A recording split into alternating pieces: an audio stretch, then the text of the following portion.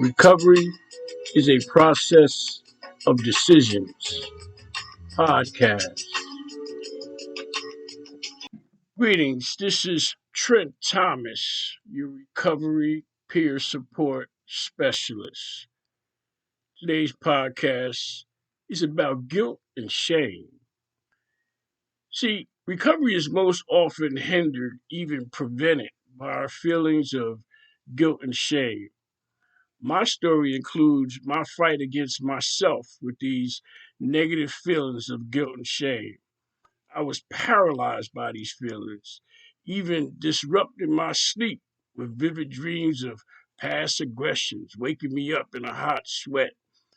These feelings became even more vivid when I attempted to share my story, even breaking out in paralyzing tears during my rendition of my story.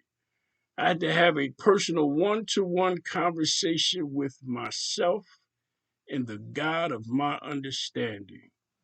I had to ask for forgiveness, and then I had to forgive myself. I then reached out to those whom my actions affected, my family. I had a conversation with my kids, my sister, my mother, my stepfather, my nieces, and I had to share with them that I was an addict, addicted to anything that looked or felt good. This addictive behavior caused me to make bad decisions. I then accepted all these bad decisions. I owned them. Yes, I did that, and I did that too.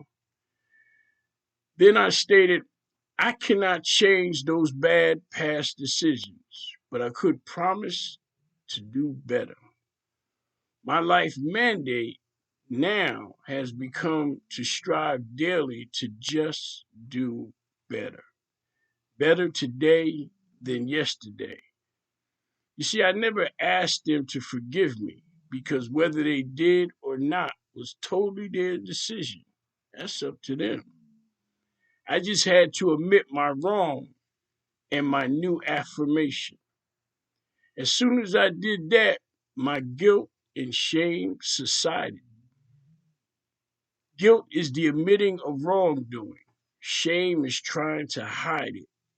Neither of these were an issue now. See, I never again tried to hide what I did. I owned it. Yep, I did that. By owning it, I erased the shame.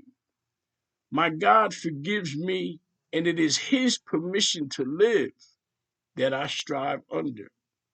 With His permission, I don't need anyone else's. I forgive myself when I admit it and share it. My new mission to just do better is my mandate on life. Guilt and shame no longer has to be a debilitating issue in my life. I freed myself and restored my peace. I put a big floodlight on my past mistakes. No shame, guilty as charged. Hiding errors is a reservation to repeat them. You don't want nobody to know what you did because you might do it again. Hiding it means you are placing a reservation on that behavior to repeat it. Sharing it, putting it under a bright light, means look at it so you know what I used to do.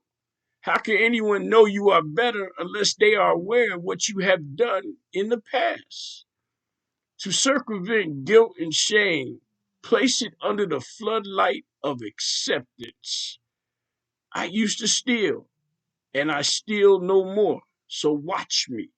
Look at me every day and see that I am better. Every day I strive to just do better. And in that, I'm at my very best. The disease of addiction has no cure, but treatment is possible to live a productive, manageable life. The treatment is applied daily because there is no cure.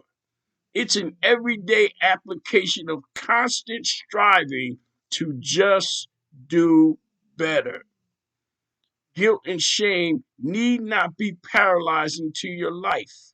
Free yourself by owning it and telling the world, I cannot change my past, but I can do better. Every day, I strive to just do better. And when I do, I'm at my very best. This has been Trent Thomas.